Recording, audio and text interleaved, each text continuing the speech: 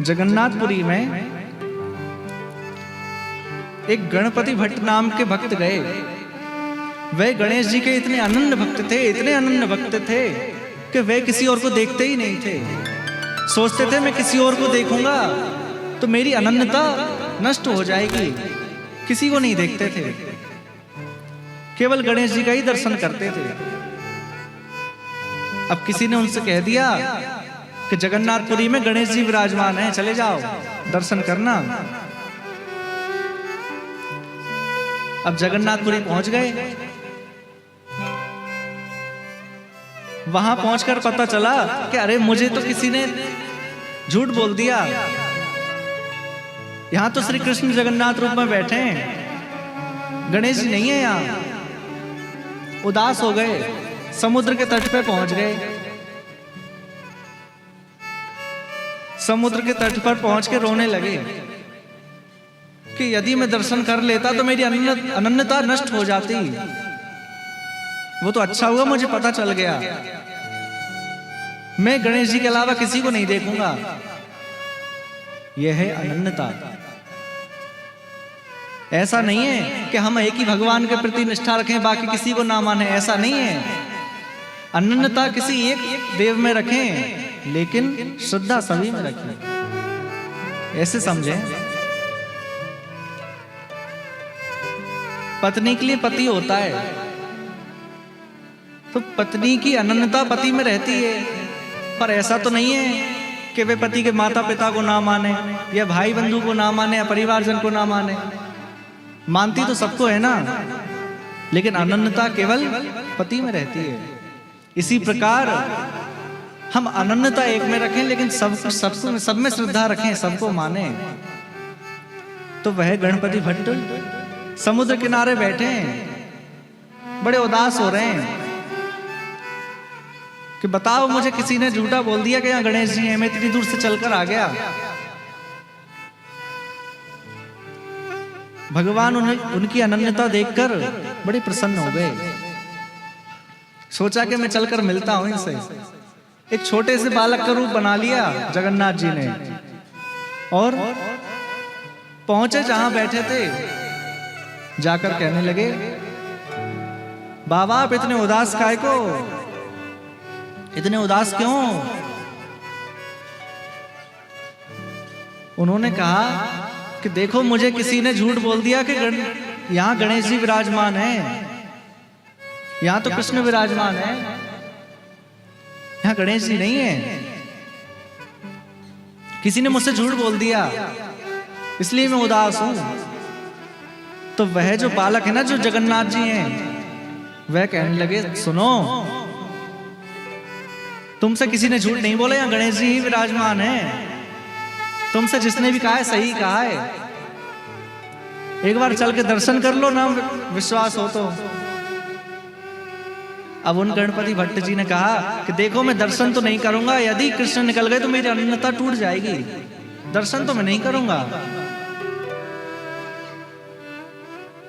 दर्शन नहीं करूंगा। तो उन बालक ने कहा कि देखो आप एक काम करो, दर्शन मत करो, आंखों पे पट्टी बांधकर चलो।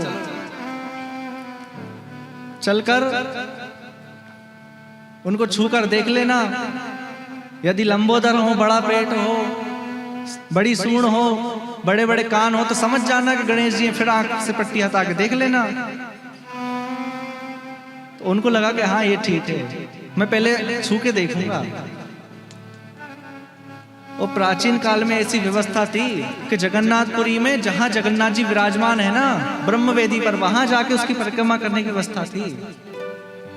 और उससे भी पहले लगभग 1950-55 में ऐसी व्यवस्था थी कि जगन्नाथ जी को जाकर, श्रद्धालु जाकर जगन्नाथ जी को अपने हृदय से लगा सकते थे। लेकिन बीच में आक्रांताओं ने आकर सब व्यवस्था भंग कर दी।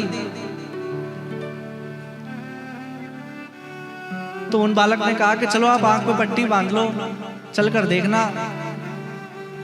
अब गणपति भट्ट पहुंच गए और जाकर सबसे पहले उन्होंने पेट पे हाथ फेरा कि क्या सच में हमारे गणेश जी हैं।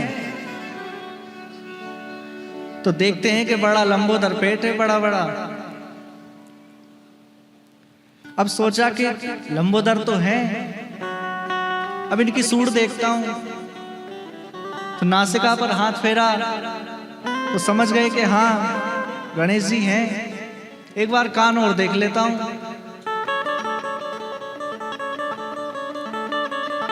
तो कानों पर हाथ फेरा तो बड़े बड़े कान। सच्ची घटना है जगन्नाथपुरी की। हाथ फेरा तो बड़े बड़े कान। समझ गए कि हमारे गणेश जी हैं। जिसने भेजा था सही बोलकर भेजा था, गणेश जी हैं हमारे। पट्टी हटा ली और पट्टी हटाकर देखा तो सामने जगन्नाथ जी हाथ ऐसे करे खड़े हैं। रोने लगे, अरे मेरी अनन्यता टूट गई। मेरा गणेश जी के प्रति जो अनन्यता थी वो खत्म हो गई। ये छलिया है छलिया, ये अपनी गोपियों को रोता हुआ छोड़ के चले गए। मेरे साथ क्या रहेंगे ये? मेरी अनन्यता टूट गई। अब फिर से पट्टी लगाई, फिर देखा तो फिर गणेश जी का स्वरूप। फिर पट्टी हटाए तो फिर जगन्नाथ जी। अब उनको समझ में नहीं आ रहा कि क्या हो रहा है मेरे साथ। इतने में ही जगन्नाथ जी सामने प्रकट हो गए और कहने लगे कि देखो तुम गणेश जी में और मुझ में भेद रखते हो, लेकिन भेद नहीं रखना चाहिए। मैं अलग नहीं हूं। जब इस सृष्टि का संहार करना होता है तभी मैं महादेव बनकर प्रकट होता हूं, और जब किसी का कार्य सिद्ध करना होता है तभी मैं गणेश बनकर प्रकट होता हूं। तो मुझे अलग मत समझो।